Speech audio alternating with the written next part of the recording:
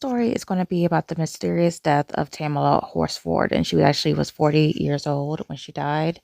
And I just want to let you guys know that, of course, I'm going to have to code some words, and I actually write in what I'm saying, and that some of the story has to do with race. And so, of course, I probably can't say the RACISM word. I'm not sure. I'm not going to even try it, but here's her story. So this happened November 4th, 2018 in Forsyth County, Georgia. Tamala was born October 10th, 1978 in St. Vincent and the Grenadines. She actually came to America slightly before her teenage years. Here she met and married her husband, Leander Horsford. He actually had a daughter, and the daughter and Tamala got along very well. They will go on to have 5 sons, and through her sons, she will ultimately, unfortunately, meet John Myers, and I know it's spelled differently, but she pronounced it as John, so that's how I'm going to pronounce it. So they actually met because their sons played football together. And in October of 2018, John actually invited Tamla over to a sleepover. And it was actually supposed to be a viewing of the LSU college football game that John actually loved. The party finally took place on November 3rd, 2018, and that included John and John's friends, Stacy, Sarah, Nicole, Marcy, Bridget, Jennifer, and Paula, and also included Madeline, and that is John's aunt. And this is a picture of Madeline. Now, as you can see, Tamla was the only person of color at that whole party, and she did not know anybody hardly. I mean, she knew John. I think she may have known one other female there, but she didn't hardly know anybody. And despite this supposedly being an all women's party, John's boyfriend Jose Barrera was there, and also Stacy's husband Tom. Now, Jose stated that he was not feeling well that night and told the group that he would be in the basement to give them space.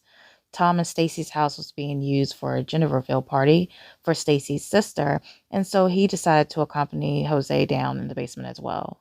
So, to show her appreciation for the invite, Tamla actually brought John a bottle of tequila, but unbeknownst to Tamla, John actually hated tequila and told Tamla that she was not going to drink it, and she actually stated that the smell of it made her throw up in her mouth. As the night progressed, John would pass the tequila around to different people just to show them how awful it smelled. As the party went on, the group continued to drink and play party games, and Tamala would video chat her husband and children before winding down to tell them goodnight. Sometime during the early morning hours, Tamala told the group that she wanted to go home. Stacy, Janine, and Tom told Tamala that it would be safer for her to stay at the house due to her being intoxicated. She eventually decided to stay, but according to Stacy, Tamala was upset because she did not have a quote-unquote sleeping buddy, which I find is kind of strange because other women decided to leave for various reasons. I think it was either 2 or 3, and I don't hear anything about them being confronted to stay because they were intoxicated. And Tamla's husband actually said that he has known her to drink a lot and not be, like super drunk or falling over. So he does not believe that she was too intoxicated to drive. So the first person to actually wake up and move around that morning was Madeline. While passing a window, she noticed that Tamla was outside, lying face down on the ground. This is the area that she will find Tamla outside. But instead of trying to help Tamla, she claims that she immediately got on her knees and started to pray. She then ran to get Jose and told him what she had seen. Jose, John, and Madeline decided to call 911, and still no one attempted CPR. Jose would describe to the 911 operators that Tamla was not moving or breathing. Police arrived. They found Tamla face down with her left arm extended. This was a contrast to what John and Jose told 911 operators. They claimed that both of Tamla's hands and arms were by her side, so that begged the question, was she moved before or after police arrived? She also had cuts to her leg, wrist, and the side of her face, and she was pronounced deceased at the scene, and her remains were then taken to a medical examiner. Autopsy reports would show that her alcohol blood level was 0.238, which is 3 times the legal limit in Georgia. She also had trace amounts of THC in her system and Xanax. According to her family, Tamla was not prescribed Xanax and had never taken it before. And because the Xanax had not been metabolized in her system, it was concluded that she had taken the pill right before she passed away. It was actually discovered that one of the attendees, Bridget Fuller, actually had a prescription for Xanax and wore a necklace around her neck containing the pills, which is very strange, but I guess her anxiety was very high. And she actually left the party early due to her anxiety, so she was not there when Tamla's body was found. Despite this, the group claimed that they did not know how Tamla got the Xanax in her system. However, it was well known that on occasions, Bridget would give her friends Xanax and Klonopin.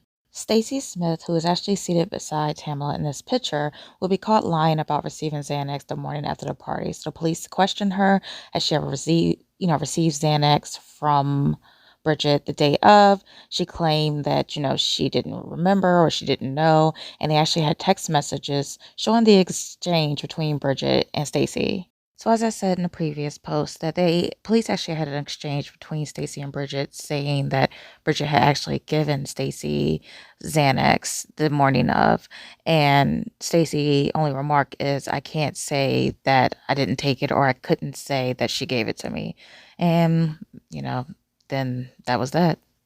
In addition to the THC, Xanax, and the blood alcohol level, Tamla's autopsy also showed a tear to her heart muscle, a dislocated wrist, injuries to her neck, as well as other lacerations and cuts. But what it did not show was broken bones to her face, no damage to her back, shoulders, or abdomen. So you would think if somebody fell from a balcony, which they were concluding, I'll get to that. But overall, she just had no injuries to her face that you would see in a fall. So, in conclusion, they determined that her cause of death was due to multiple injuries caused by a fall and ruled an accident. Like I said, despite being found face down with no injuries to her face, such as broken bones or anything like that. They concluded that her death was sometime after 1:57 in the morning, and this is actually a security log at John's home that showed when the door was open, when the door was closed, and as you can see, the back door was open at 1:57. They believe that Tamla went outside to smoke, but as you can see, there's no, saying that the back door was closed. It never was closed. The next log that you end up seeing is around 4 a.m., and that's when the front door is open, and I believe either Stacy or Bridget left during that time.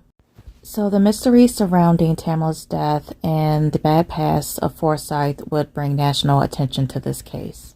The first issue begun when police went to inform Tamla's husband Leander of the death.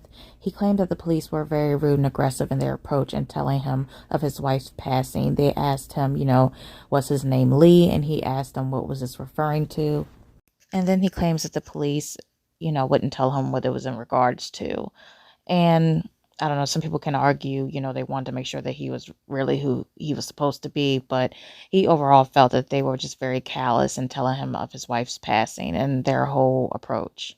The second issue in this case was due to the medical examiner not taking pictures of Tamla's body during the autopsy, which is required. The crime scene was also poorly documented, making Tamla's family believe that the cops were attempting to close the case quickly due to a cover-up. When Leander went to view his wife at the funeral home, he noticed that her face was painted black, and he described it as looking like she was wearing black shoe polish. The funeral home claimed that they were using a darker color to hide her injuries. However, Leander believed that the funeral home used it as a form of blackface, which was used to mock people of color. While the investigation was ongoing, John decided to buy the investigators gift cards and donuts. In a recording, John tells investigators that she was told that this gesture could look bad because the case was not closed. She also joke with them, saying that, she got donuts for cops. It was kind of stereotypical, and she actually got them Dunkin' Donuts. Now, after that, she made this post, the best mask ever. And as you can see, her and her girls are wearing Dunkin' Donut masks. And she says, if you know, that's the hashtag. And below, someone says, haha, this is the best. I just laughed so hard when I saw this. So it's kind of like mocking, and people believe that she was trying to bribe the investigators. And this just kind of made that assumption kind of more valid. Her aunt would also bake the investigators cookies. So I've never heard of anybody doing all this for investigators, but maybe this has just brought more attention because this was a high profile case, but it did look very suspicious. Lastly, despite John having security cameras in her backyard, they were not in working order the day Tamla died. Now, customarily, officers would interview all the party within the same day and at the police station. However, in this case, those in attendance of the party were investigated over the course of a couple of weeks, and they were investigated at John's home. Bridget's interview would be called into question as she mainly talked about herself and other things outside of Tamla's death. It was kind of like she just wanted the spotlight, she wanted attention, she was just kind of upping herself and what she does and all this other stuff, but it had nothing to do with Tamla's death. Next, we have Jose, who worked at the police station and was caught looking up confidential information on the case. It seems he was trying to figure out what the police knew. He also began to look into information about one of Tamla's close friends, Michelle Graves. Now, Michelle had openly expressed her anger about how the investigation, or lack thereof, was going. Those at the party would eventually sue Michelle, claiming that they suffered damages due to her, Facebook posts, like that she had damaged their reputation and character. And Michelle would later say that the group harassed and threatened her and even had her falsely arrested. Jose was fired from his job, but no legal action was taken against him. This is actually one of Michelle's posts that might have gotten under their skin. She says, "Please examine the compound fracture on the underside of Tammy's wrist," which Jose Barrera says in a 911 call is a S cut. The guy had the audacity to accuse my friend of the S word, which tells me two things. You know exactly what happened, so do the police. It was quite clear this is a compound fracture. Police knew they were lying from the word go. Now, as I told you before, there was some discrepancies about how Tamla's body was found. According to a supplemental report, and this is straight from Rolling Stone, Jose told the 911 operator that he did, in fact, check for a pulse on Tamla's left arm, which means that he obviously had moved it to check it. However, in an interview with GBI, Special Agent Derek, Jose denied moving her arm. He called it BS and said that he had not checked for a pulse. So my thing is, you see this woman laying on the ground, she has passed away at your girlfriend's home, and you don't even check for a pulse. You don't even try to do CPR. And on top of that, Jose worked as a pretrial officer for the Forsyth County court system. So there was also some conflict of interest during this case. Two of the investigators who also received the Dunkin' Donuts is Michael and Tyler. Now, they are accused of being very much against people of color. Michael also was accused of calling Tamla the porch lady, which is also a derogatory term for porch, and the animal that goes with that. And if that wasn't bad enough, Mike allegedly sent pictures of Tamla's deceased body to several of his girlfriends. Oh, and he was married, so he was sending this to multiple girlfriends. And he stated that he chose to end a long-term extramarital relationship abruptly, and that person, lashed out and lied about things because she was angry. However, there was evidence that he had did this, and not only did he do this, he shared reports of her toxicology and also told his girlfriend that he believed that the body had been moved. Also told the girlfriends that even though he believed that it was an accident, he does not believe that she fell from the balcony. I'm going to read directly from Rolling Stone about other evidence against Mike. 3 screenshots of the Snapchat messages Christian, that's his last name, Mike Christian, sent to his girlfriend were obtained by the GBI. In a message sent the morning of November 4th, Mike appeared to joke about notifying Leander Horsford about the death of his wife. He said, "Hello, sir. I know we've never met, but I'm here to tell you that your wife and the mother of your 6 children is dead. Oh, yes, I am happy to report that she was really, really drunk. Trip landed face down in the backyard. And I know you have fun memories. Enjoy corralling these 6 boys who are now going apeshit." In a message from November 19th, Mike types, "Greetings from," and I'll have to insert the words because it's bad, "Covering Up Land. How are you? It's a nice rainy day, good for digging shallow graves by the roadside." And officers believe that he meant Michelle Graves, who is Tamla's friend. When interviewed by the GBI about these messages, Mike admitted to sending them but characterized them as sarcastic and in poor taste. But while Christian admitted to sending the screenshotted Snapchats, he denied sending any photos of the crime scene. There was also some reports of Jose speaking with a lieutenant named Andy Kalin. Now, It is said or alleged that Jose and the lieutenant actually, like Jose called the lieutenant first, and he had already known him because he works at the station, to come up with the story that Tamla fell. And Mike somehow knew about this, and Mike testified to the GBI that he had no information about this. He did not know anything about this. However, the ex-girlfriend of Mike told the GBI that Mike told her that he discovered calls between Jose and the lieutenant prior to the 911 calls and suspected that the lieutenant had helped the partygoers come up with this story. Mike was worried that he would go down, because of this, for who set the scene. He was scared about it, and this actually caused him to have panic attacks. Police did not find any records on Jose's cell phone that he called anybody between 12 a.m. and 10 a.m. I don't know if they checked his girlfriend's or if they had a house phone, but of course, all parties deny that this happened. Despite all of these, the case was finally closed in February 20th, 2019. It was reopened by the GBI, but then it was closed again. And the Horsford lawyer believes that this case should have been ruled a homicide due to conflicting witness statements, mishandled evidence, and tampering crime scene.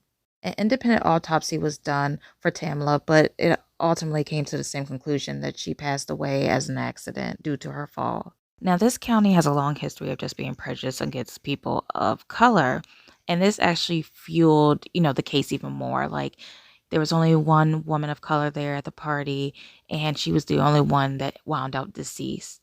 So many found it very strange, and they also found it strange that there was a lack of effort to really investigate. They felt like it was just a big cover up. Friends and family are still fighting for Tamla and are attempting to get the FBI involved. I will leave a link down so you guys can sign the petition in order to hopefully get the FBI involved. And Tamla leaves behind 6 children, including her stepdaughter and her husband. May she rest in peace, and hopefully there can be some justice. You guys stay safe out there. I do want to credit Rolling Stone for giving me the information, Kendall Ray, she's a YouTuber, True Crime Diva, and 11 Alive.